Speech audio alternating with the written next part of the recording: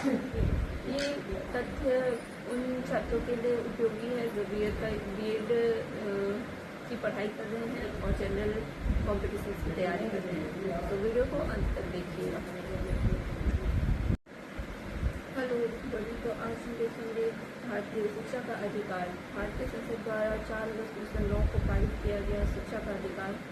ये हमें 6 से 14 वर्ष की बच्चों के लिए मुफ्त और अनिवार्य रूप से शिक्षा मौलिक अधिकार बनाता है।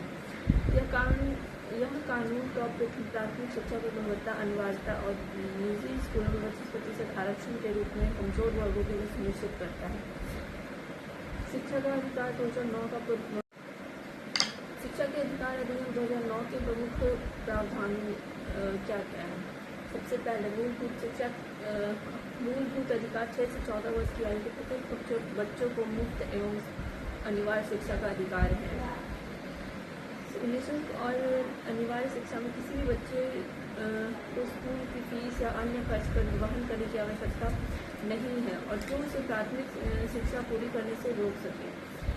निजी स्कूलों में 25% आरक्षण है और प्रवेश प्रक्रिया बच्चों के दाखिले के लिए कोई भी साक्षरता परीक्षा स्क्रीनिंग नहीं दी जा सकती, केवल लॉटरी आधारित प्रवेश मान्य है। शिक्षा छात्र अनुपात में प्राथमिक स्तर पर 30 छात्रों पर एक शिक्षक और उच्च प्राथमिक स्तर पर 35 छात्रों पर एक शिक्षक का अनुपात अनिवार्य है। शिक्षा की भूमिका निजी ट्यूशन पर रोक और गैर शैक्षणिक कार्यों में शिक्षकों की तैनाती।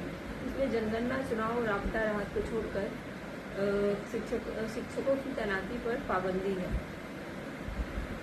अनिवार्य बुनियादी ढांचा स्कूलों में कक्षाएं, कार्यात्मक शौचालय, खेल का मैदान, पीने का पानी आदि सुविधा होनी चाहिए।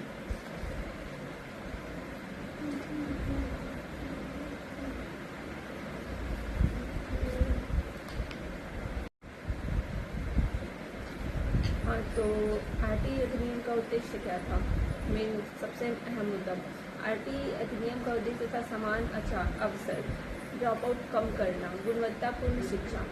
समान अवसर इस प्रकार की सभी वर्गों को, विशेषकर कमजोर और वंचित वर्गों को समान शिक्षा का अवसर देना चाहिए।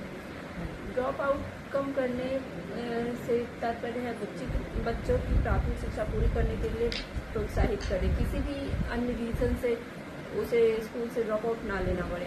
गुणवत्तापूर्ण शिक्षा कहता है सरकारी और निजी दोनों तरह के स्कूलों में शिक्षा की गुणवत्ता सुनिश्चित करना है।